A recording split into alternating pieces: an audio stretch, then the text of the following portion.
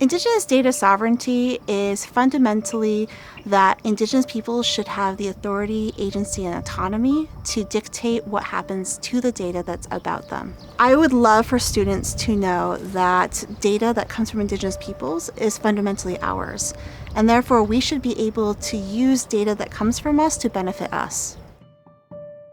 It sounds like a little thing, but we're still here and we still exist. I think a lot of people, especially those who don't live in Native areas where they are meeting Native people, don't tend to realize that our stories and our data are still being collected and misused and misrepresented. And there are still people here who are fighting for it. And so really just a listening ear into the type of work that we're trying to do and the ways in which we are instructing other people, especially not Native, to go about doing that type of work. I think overall tribes need good data and they need good access to data, but also like participating in the collection of data, the storing of data, and then the dissemination of their own data so that they can actually plan for the next 7 generations, which is always, as like Indigenous people, that's our goal, is to care for the next 7 generations. And we need data to make good decisions for ourselves. Data sovereignty is a really important thing. The control of the data, the ability to make decisions about who uses it and for what, is one of the major forms of power in the modern world. And so data sovereignty is about maintaining that control. It's figuring out what that data is going to be used for and by whom and how the benefits are going to be shared. Forever since research has been done on Indigenous people, it's been done to us and for us. We at the Native Biodata Consortium want to ensure that it is being done with us and hopefully by us so that we can be in control of everything as much as possible. Retaining that control, providing the technical basis for ensuring that it's controlled. So how can we do science that's open and people understand what the basis of it is in the data? That tension is what data sovereignty is really all about. I think we have a long legacy of caring for our land and collecting data and disseminating data. Indigenous people are very valid in their understanding of North America and the processes happening here. Indigenous wisdom is hard-won and rich, and bringing that wisdom to doing science seems to me a really important contribution to science. It makes science better. The way it does that is by helping people choose what to do science about, what questions to ask, how to think about doing that work. Having Indigenous scientists interact, participate in, be part of the broader scientific community really makes science better. And so as a scientist, I crave that. Who they are and where they come from does play a role in the work they do and the science they do. So we like to think that there is importance to that. There is importance to kids walking away with that. There actually aren't that many Indigenous data scientists, first of all. That points to a need to train the next generation of Indigenous science leaders. It's not just enough to learn about the skills. It's also important for Indigenous peoples to understand why data is important to us. And for somebody like me, who was really the only Native American data scientist in training, it was really important for me to find that representation and that mentorship. We're getting to a place where hopefully we can start not just having our people become scientists, but be trained by scientists that are Indigenous and work in places on Native lands, run by Indigenous scientists, and just create a community where we're immersed in science from Indigenous people. Some of the problems with Native American STEM are that they are taught by mostly non-Indigenous people to Indigenous students, and so a lot of Indigenous STEM doesn't go anywhere. A lot of these STEM programs, at least in my opinion, are designed towards assimilation, and of course if you read anything about American Indian history, we've had enough of that. And we don't need any more of assimilation. We're not looking for any unfair advantage. We don't need our own special track to run a race on. We just need to be allowed on the track with everybody else, and we're going to do fine. It's really exciting because I think we all have similar passion, we have similar life experiences and background, a lot of common experiences in the sciences that have shaped the scientists we are, the way we perceive science. There's kind of importance in not just the data that comes from these areas and from those people, but what they say, what they're thinking, and how they want to approach things also has value to it. I think the outside world is still stuck on this thing of uniformity. Indigenous peoples are not anti-science. We have been, in many cases, among the first scientists.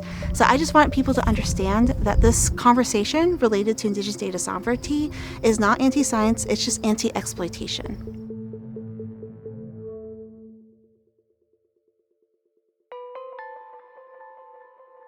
INDIGIDATA is a dream come true. This is an idea that I and others came up with a matter of a couple of years ago.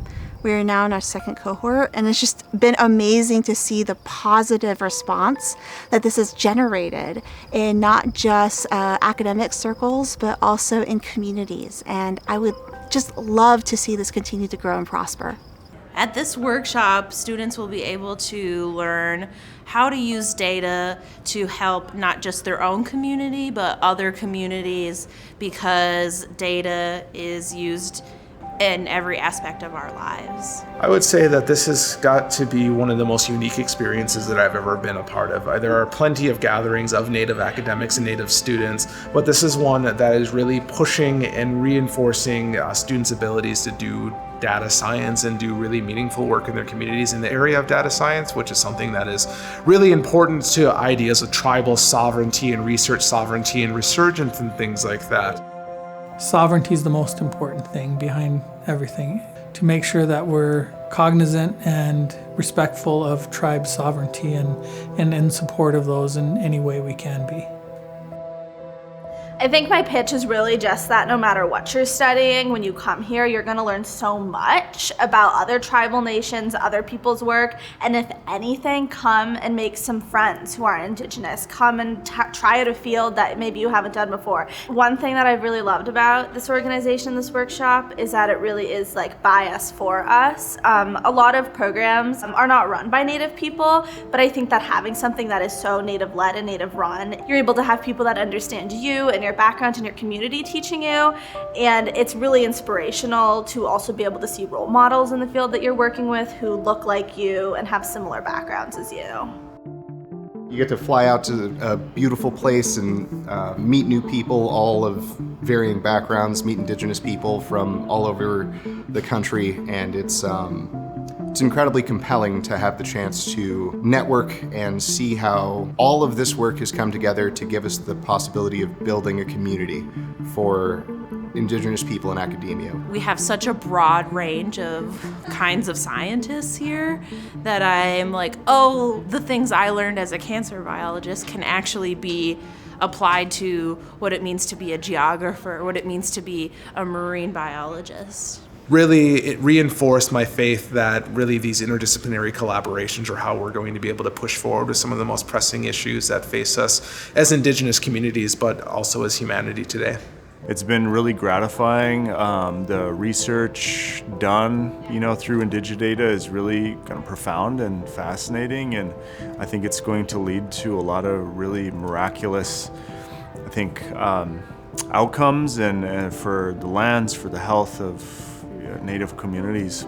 I did the INDIGIDATA workshop last summer and was just fascinated and really intrigued on how we can use data to help our people. We're very capable of using our own data to help ourselves. It is incorporative of both the tools of Western science and the worldviews of Indigenous people. There are a great many people here who are doing their best to leverage their positions in academia to open doors for all of us, and I'd like us to be well incorporated so we can leverage our positions to empower each other. Well, I think the most important part of it is how wonderful the people are. I mean, the folks who I know here, Christo, the organizer, and some of the sort of more senior folks who are professors and the like who are teaching here are some of my favorite people in science. And so it's not just the content, it's not just the excitement of the students, it's not just the recuperation and the better science that this makes possible, but it's really the connections to the people and the relationships that are growing and forming here that's so special about what it is. You just get this good vibe and energy about this conference, about this workshop. It made me feel good that we chose this place. I think it's not often that, you know, the workshop or a conference of this nature is actually on like in a tribal community on a reservation. So, you know, it's just like joy, fellowship, you know, good energy, and a lot of nerds like getting together that are indigenous. Like, that's the best part about it. We see it as an investment in young people, young indigenous people, young non-indigenous people, people in all walks, from all walks of life and research. Seeing Indigidata go from what it started off as like an ethereal concept to seeing it actually happen it makes my heart full. I think Indigidata is still new enough that it is going to go in unexpected directions, and that's a good thing. Come and see something you've never seen before, something that's both very familiar and very different at the same time, and expect to have your mind blown and have the ability very soon to blow other people's minds. I think Indigidata is a good thing. Anytime you can include Indigenous students in something led by Indigenous people in their fields, I think it's reaffirming that they're on the right path. I think the dream for this workshop is that more and more students get on board with this idea that Indigenous philosophy does have a seat at the table when it comes to academic investigation into scientific research. I think if you're a student that's interested in doing this, and if you are on the fence at all about applying to do this, apply, right? It will be something that I think will be really, really fun and really informative, and you won't regret doing it. So if you're thinking about applying, just take the plunge and apply. You won't regret it.